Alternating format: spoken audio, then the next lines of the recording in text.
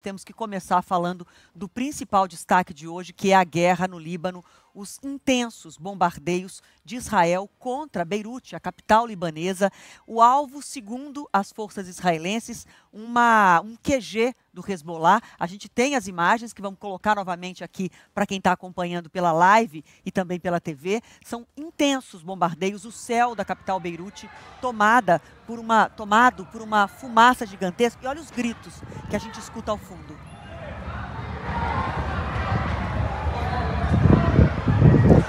Para descrever para o nosso ouvinte, Renan, são prédios já muito atacados, praticamente prédios em ruínas, casas muito simples, casas muito pobres, e a gente escuta aquela gritaria das pessoas quando percebem que ali no meio dessa comunidade, que lembra uma favela aqui do Brasil, então no meio de uma comunidade bastante carente, um alvo foi atacado e aí tem toda a gritaria, e aí uma gigantesca coluna de fogo, fumaça subindo, como se fosse um cogumelo gigante mesmo, de uma bomba que ali caiu. Israel disse que o alvo era um QG do Hezbollah, que pode ter, inclusive, matado o líder desse QG, mas essa informação ainda não confirmada, como eu disse aqui. Enquanto esse bombardeio acontecia na capital Beirute, o premier israelense, Benjamin Netanyahu, discursava na ONU para um plenário vazio. A delegação brasileira virou as costas, saiu do plenário. Os países árabes sempre fazem isso e Netanyahu foi muito crítico em relação, inclusive, à própria ONU. Daqui a pouquinho a gente vai trazer também trechos desse discurso, mas já vamos acionar nossa reportagem em Brasília. Caian Messina está aqui com a gente ao vivo. Boa tarde para você, Caian. Vamos começar falando dos brasileiros que estão lá, milhares de brasileiros, esperando se haverá ou não uma operação de resgate. O governo tenta negociar uma saída por terra, por Damasco, na Síria. Qual a dificuldade de se botar de pé uma operação dessa? Oi, Adriana, boa tarde a Ju, boa tarde ao Renan e a todos. Pois é, né? É uma situação realmente muito complicada de todos os pontos de vista, né? Primeiro, a questão logística realmente ela é muito difícil, porque essa saída por terra, né, ela se daria a partir do Líbano, principalmente pela Síria. Só que a Síria é um país que vive uma guerra civil. Então, a exemplo do que já ocorreu, a saída de brasileiros, né, pela Síria, vindos do Líbano também em 2006, agora realmente é algo muito mais complicado, porque as estradas estão em situação precária, também há uma questão de segurança, né, diante dessa situação de guerra civil na Síria. Então é algo que precisa ser realmente muito bem alinhado e já começou a ser discutido. Hoje o premier sírio se encontrou, ontem melhor dizendo, se encontrou com o ministro Mauro Vieira, né, das Relações Internacionais, o chanceler sírio, melhor dizendo, os dois se encontraram em Nova York e realmente esse foi um dos assuntos tratados, né, como retirar os brasileiros por uma rota terrestre. A dificuldade, além dessa questão da Síria, né, que é um país que está muito próximo à fronteira, por exemplo, do Líbano para a Síria, ela fica a cerca de 40 quilômetros, né, então a gente está falando realmente de um deslocamento rápido, se não houvesse esse complicador aí que é justamente a guerra civil. Só que mais ao sul, né, o único país que faz fronteira com o Líbano é justamente Israel, que é um país que não pretende abrir a fronteira norte de Israel, sul do Líbano, nenhum momento realmente de guerra. Outra possibilidade seria a retirada pelo mar. O Líbano é um país realmente que tem uma fronteira ali, né, uma saída muito grande pelo Mediterrâneo, mas por enquanto isso seria algo que estaria fora de cogitação. A ideia da diplomacia brasileira é retirar os brasileiros a partir da Síria. E na Síria, né, existem duas possibilidades. Um comboio brasileiro poderia seguir para o norte, em direção à Turquia, ou usar realmente uma base russa que está em solo sírio e a partir daí então os brasileiros seriam retirados. Essa é a dificuldade logística. Há uma outra dificuldade que é justamente saber exatamente quantos brasileiros podem ser retirados. O Itamaraty já está em contato com a comunidade brasileira, é a maior comunidade brasileira ali no Oriente Médio, são cerca de 21 mil brasileiros apenas no Líbano, então realmente é muita gente e o Itamaraty está tendo dificuldades óbvias de contatar essas pessoas porque realmente o país está em meio a bombardeios, né? Então cai a internet, não tem acesso muito à eletricidade, enfim, então há uma dificuldade de contato. O Itamaraty precisa saber primeiro exatamente quantas pessoas desejam deixar o país para então fazer toda a gestão logística para essa retirada, usando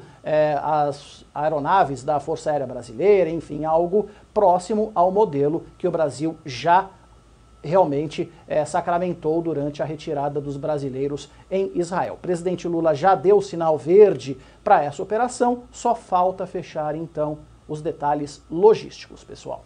O Caian, vou pedir para você continuar com a gente um pouquinho, para a gente falar da parte diplomática, da questão do resultado aí do discurso de Benjamin Netanyahu na Assembleia Geral da ONU. Antes da gente ouvir, né, Renan, vamos só trazer a imagem, já para trazer aqui para os nossos telespectadores, quem está pela live, o momento em que Netanyahu discursava, e aí as cadeiras, praticamente, a grande maioria delas vazias, né? A grande maioria vazia, porque todos os países árabes saem quando Netanyahu fala, e outras delegações também abandonaram o plenário no momento em que ele chegou para discursar, inclusive a delegação brasileira. Vamos recuperar uns trechos agora do que ele disse, Renan? Vamos começar, vamos ouvir a primeira parte dessa fala de Benjamin Netanyahu. Ele disse que Israel está vencendo a guerra e que ele busca a paz, mas que vai enfrentar inimigos como o Irã. Vamos ver. Apoiados pelo Irã, os terroristas palestinos perpetuam terrorismo em Israel. No abril passado, pela primeira vez na história, o Irã atacou diretamente Israel contra o nosso próprio território, lançando 300 drones, mísseis de cruzeiro e mísseis balísticos. Eu tenho uma mensagem para Teherã. Se você nos atacar, nós vamos atacar você. Não há lugar.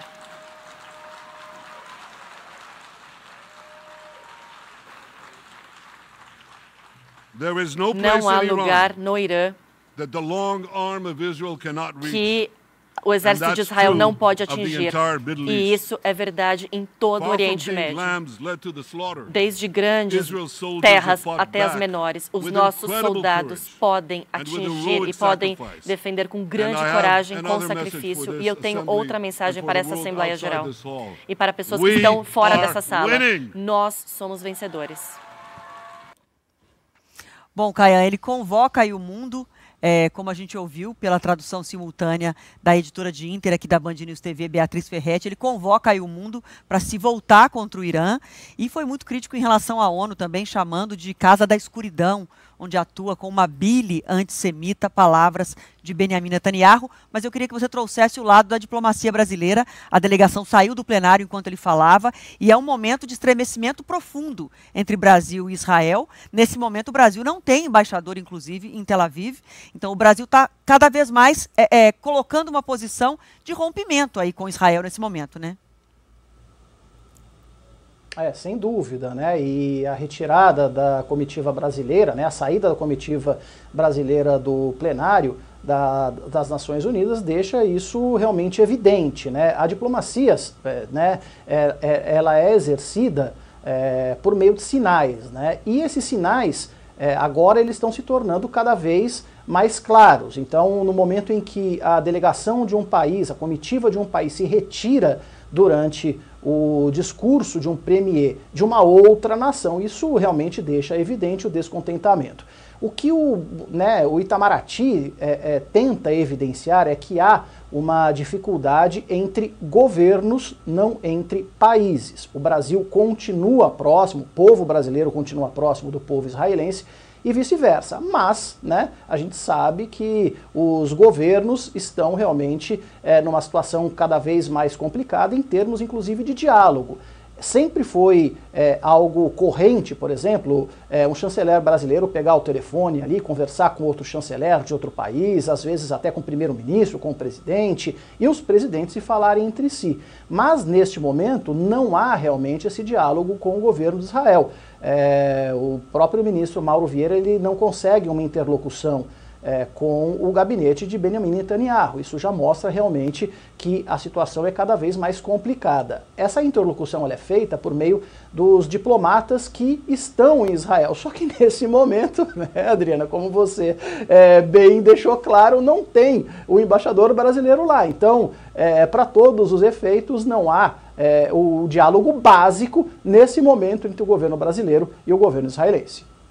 E só para lembrar que essa semana, no discurso na ONU, logo depois, o presidente Lula deu uma entrevista coletiva e que voltou a usar a palavra genocídio para se referir à guerra em Gaza e também fez um apelo para que o Líbano não se torne uma nova faixa de Gaza, mostrando aí o tom da oposição e da crítica em relação a Benjamin Netanyahu. Obrigada demais pelas informações, viu, Kayan? Qualquer novidade, aciona a gente aqui, por favor. Tchau, tchau.